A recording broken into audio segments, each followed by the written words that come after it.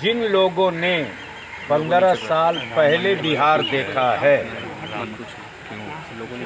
वो लोग आज जो बिहार देखते हैं उस आम जनमानस को किसी व्यक्ति किसी पार्टी से बिहार के विकास और तरक्की का सर्टिफिकेट नहीं चाहिए। हर व्यक्ति धार्मिक तौर से स्वतंत्र है। मौलाना बलियावी अगर मस्जिद बनाते हैं तो किसी मंदिर बनाने वाले को आपत्ति तो नहीं होती है। नमस्कार, आप देख रहे हैं न्यूज फॉर नेशन और मैं हूं आपके साथ रुचिका राज। जदयू के एमएलसी गुलाम रसूल बलियावी ने इस बजट को ऐतिहासिक बजट बताया है। आपको बता दें कि 2020-21 का जो बजट है भी पेश हो रहा है उसको गुलाम रसूल बलियावी ने ऐतिहासिक बताते हुए कहा है कि ये विकास का बजट है और जदयू विकास के लिए हर वो काम कर रही है जो बिहार का विकास करे। साथ साथ उन्होंने ये भी कहा है कि अगर कोई इंसान 15 साल पहले पटना आया हो और अगर आज वो पटना आता है तो वो अचंभित हो जाता है, क्योंकि ये जो विकास हुआ है वो उसे साफ दिखता है।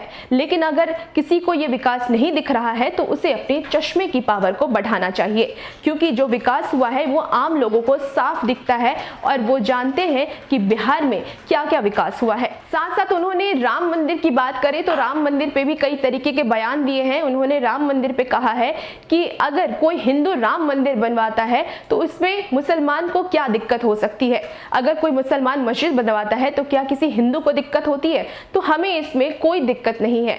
और उन्होंने कहा है कि अगर कोई भी समस्या होती है तो जदयू का हमेशा से रहा है कि वो भाईचारे के साथ उस समस्या का समाधान करे, या फिर अगर नहीं हो रहा है तो वो न्यायालय का इंतजार करते हैं कि उनका क्या फैसला है।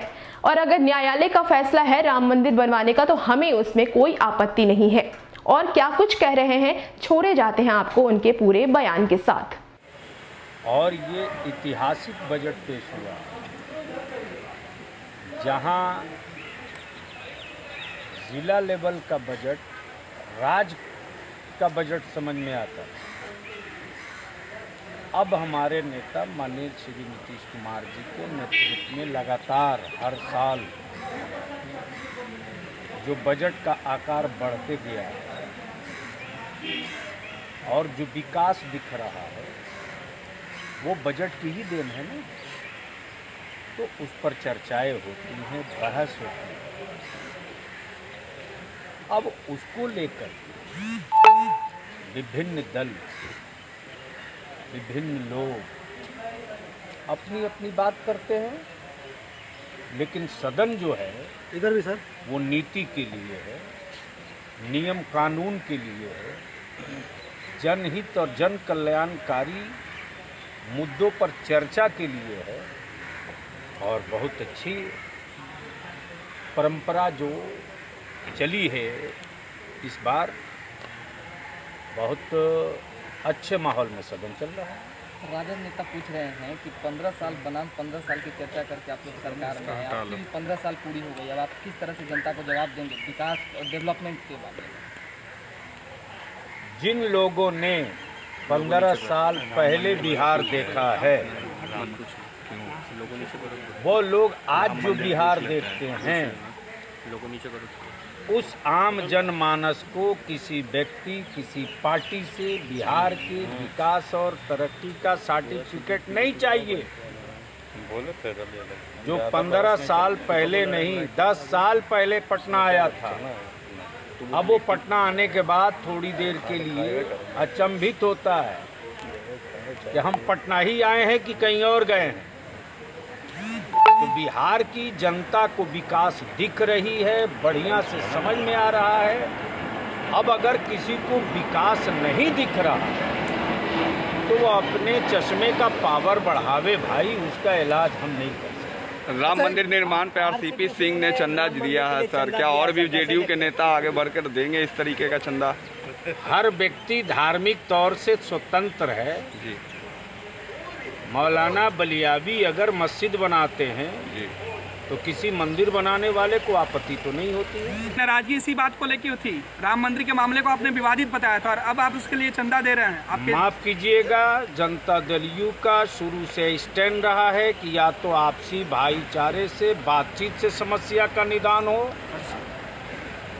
या फिर न्यायालय के फैसले का इंतज़ार हो। तो न्यायालय का फैसला आ गया, अब उसमें कहाँ कुछ है। न्यायालय के फैसले के बाद पूरे देश में कहीं किसी मुसलमान ने इसका विरोध किया? नहीं किया।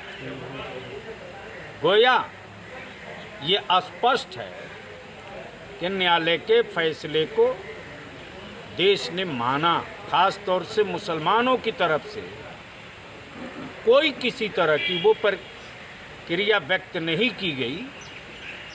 तो ये साधारण बात है। हाँ, जो फैसला आया उससे देश का हमारा बहुसंख्यक भाई कितना संतुष्ट हुआ वो भी देश ने देखा है। भैयावी जी, नहीं सर, इसलिए सवाल व्यक्तिगत तौर से हर आदमी अपने अपने धर्म के लिए फ्रीडम रखता है, आज़ाद है। ये सवाल सर इसलिए है क्योंकि अमित शाह है देश के गृह मंत्री, वो जय श्री राम को परिवर्तन का नारा बता रहे, किसी जाति विशेष का नारा नहीं बता रहे। तो आप लगाओ, कौन रोक रहा है? हम अजान देते हैं, आप रोकते हो?